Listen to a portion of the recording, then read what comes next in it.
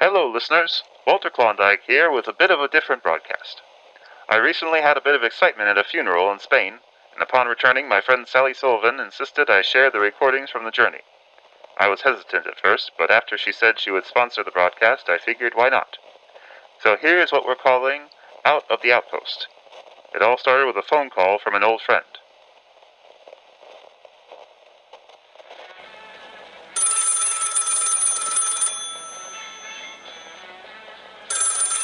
Hello? Walter Klondike, it's Jeremiah Jones. How are you these days in Cairo? Well, Jeremiah, what a pleasant surprise. Things are swell here in Egypt. What are you calling from? I'm calling from Spain, and I'm calling to ask a favor. The last time you asked me to do a favor, my ex-lover nearly killed my friend. Whatever happened to that Nazi spy, Carmen Cortez, anyways? Well, I hoped you wouldn't ask. I'm afraid she's escaped.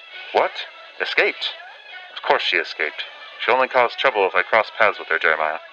She's assumed to be back in Morocco. She has no Nazi friends here, and she probably restarted her exploits in Casablanca.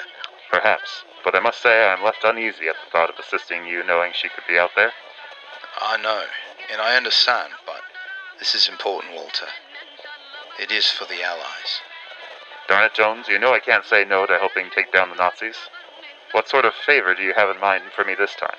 The Allies' covert operatives initiated Operation Mincemeat, an attempt at getting the Nazis to think we're going to assault them in Greece, when in fact, we plan to assault them in Italy.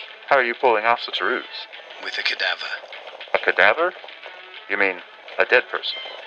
Yes. See, this dead fella was placed in the waters off of Spain to look like a casualty from a U-boat attack. On his person was a briefcase with fake secret plans for an Allied assault on Greece. He washed up on a shore in Spain, and the hope is the Spanish authorities hand the fake plans to the German diplomats. If the Nazis respond appropriately to these fake plans, they will reduce defenses in Italy, our real objective from this scheme. I must say, this is your most complex plan yet. As I said, it is a bit complicated, but I can't take credit for it. Well, how do I fit in, if this dead guy has been found already? We need to keep up the ruse that this guy was real. What do you mean, real? The whole identity of the cadaver is made up. The man we threw into the ocean was a homeless Welshman. You're joking. This sounds like some absurd piece of fiction my old radio pal Catalina Jack would think up over gin and funny cigarettes. As absurd as it all sounds, this is all true. And to keep up the ruse, we are holding a funeral for him in Spain. And we want you to attend. You want me to attend a funeral for someone I didn't know? He didn't even exist, Jeremiah. Exactly. He doesn't exist, and so to make it look like he does, we need people there to look like friends and relatives. His fake wife will be in attendance, one of our up-and-coming operatives. And then there's you, a perfectly located, non-conscripted man of the right age to play his dear friend from times gone by. Okay. Anything else I need to know? Yes, there will be a recording device waiting for you in the car. You can hide under your jacket. This is ridiculous. This is war. You're right. Well, when do I leave for Spain? As soon as you can head to the airport. I'm on my way. A car will be waiting for you in Spain to take you to the cemetery. Be sure to say hi to the fake grieving widow. His file says you were the best man at her wedding. Bye for now. I hate funerals.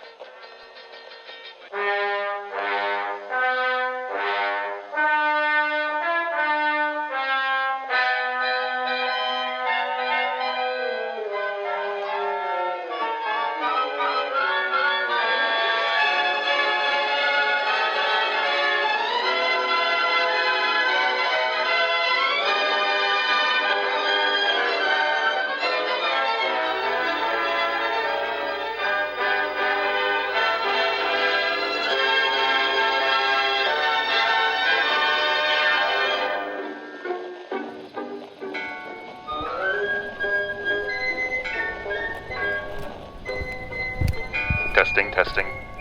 Hopefully this recording device picks up everything okay under my jacket. Well, what a surprise. It looks like a funeral. Guess I should say hi to my fake deceased friend's fake widow. What the heck am I supposed to say to a fake widow at this sham of a funeral? Hello, I'm not sure you remember me. I am sorry for your loss. Oh, hello. It's so good to see you after all these years, though of course not under these circumstances. How are you? Hannah Bourbon? Walter Klondike? What are you doing here? Keep it down. As far as you, me, and the Spanish authorities are concerned, my name's Pam, and I'm the widow of that dead man being buried. And you shouldn't be here at all. I entirely agree. But here I am. I see you have the briefcase that contains top secret... Shh. Don't talk about the briefcase.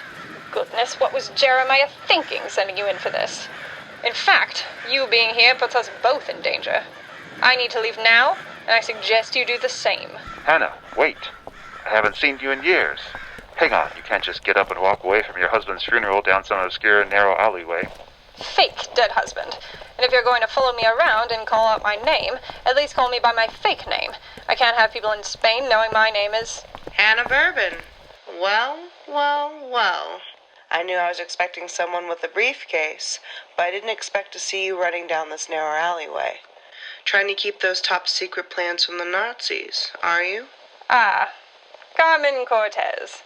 I haven't seen you since Paris, and just like last time, you've got a gun pointed at me. Yeah, she likes to do that. Walter Klondike, what are you doing here? It's complicated. Walter, how do you know Carmen Cortez? It's complicated, all right? No negotiating this time. I need that briefcase to get back in with the Nazis. Goodbye, Hannah Bourbon. Carmen, no. Get out of here, Walter. Darn you, Carmen Cortez. You shot me. Oh my God. Listen to your dead friend, Walter. Get out of here. The Spanish authorities will be here soon. I loved you once, Carmen. What have you become? Maybe one day you'll understand. Get out of here, mi amor.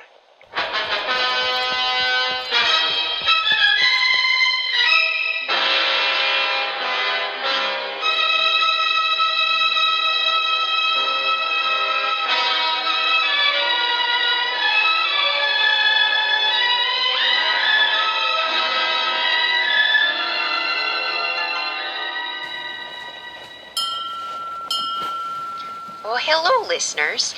Sally Sullivan here. Just interrupting this wild story to promote our sponsor, me. Well, and my steam schooner, Sal, of course.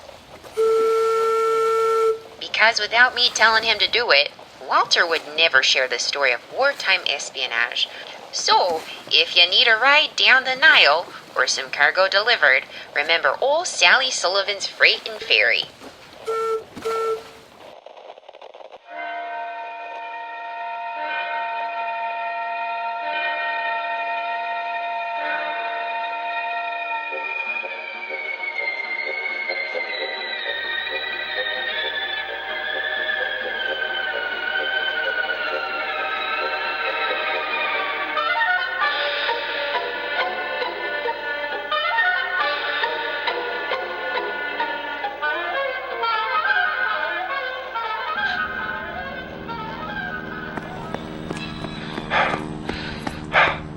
I made it to the airport. I'm not sure which plane to board yet, but hopefully I'll be back in Egypt soon.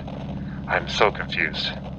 First, I see my old radio colleague, Hannah Bourbon, and then I see her shot dead in an alleyway by my ex-lover, Carmen Cortez. What is happening? I think I can fill in some of the details, Walter. Jeremiah? What are you doing here? I was going to just say a quick hello before you flew back to Egypt, but now that there's been all this trouble with a gun and Carmen Cortez, I have to provide some necessary exposition. Well, get to it then. Right.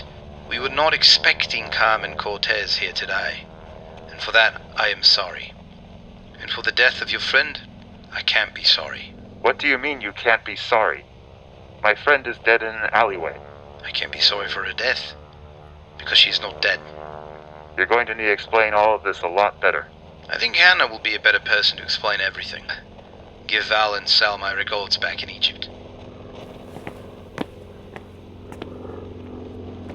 Hannah, I thought you died. I'm fine, Walter. We needed it to look like the Allies wanted those fake plans, and they took the bait. Well, Carmen did anyway. So, what? Is this your job now, Hannah? I guess the cat's out of the bag, or as I like to say, the bourbon's out of the bottle. I'm a spy, Walter, for the Allies. That's why I never came back to Green Valley. You know, you should really let your friends in Green Valley know what you're up to. Perhaps, but that's a story for another time. Right now, you've got to catch a plane back to Egypt. Goodbye for now, Walter Klondike. See you around, Hannah Bourbon.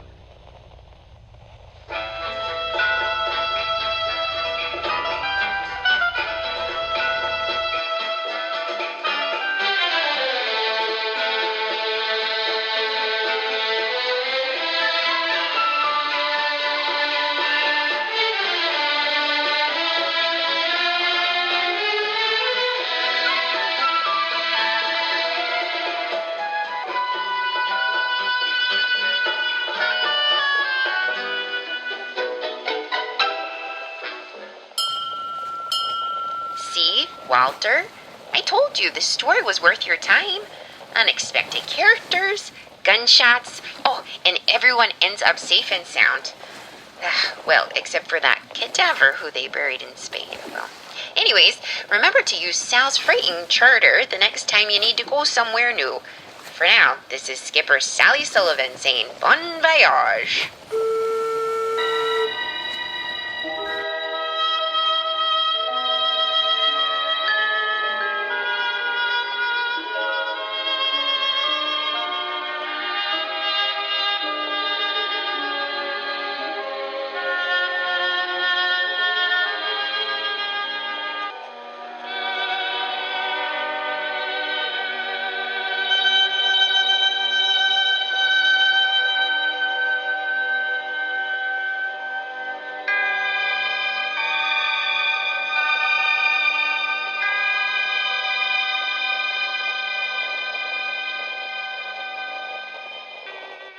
Well, I really don't get what is so exciting about this whole drama in Spain. I mean, it's not much of a story, in my opinion. But hey, I guess on radio, anything goes. From Cairo, Egypt, this is Walter Klondike, signing off.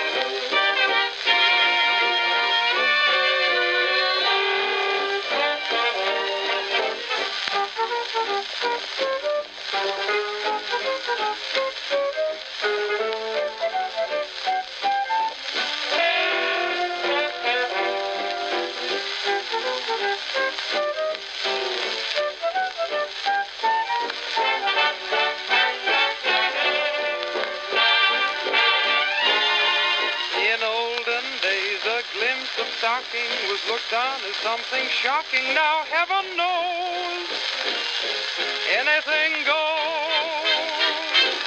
Good authors too, who once knew better words, now only use four-letter words, writing prose. Anything goes. The world has gone mad today, and good bad today, and black white today, and days night today, when most guys today that women prize today are silly gigolos. So though I'm not a great romancer, I know that you're bound to answer when I propose, 'cause anything goes.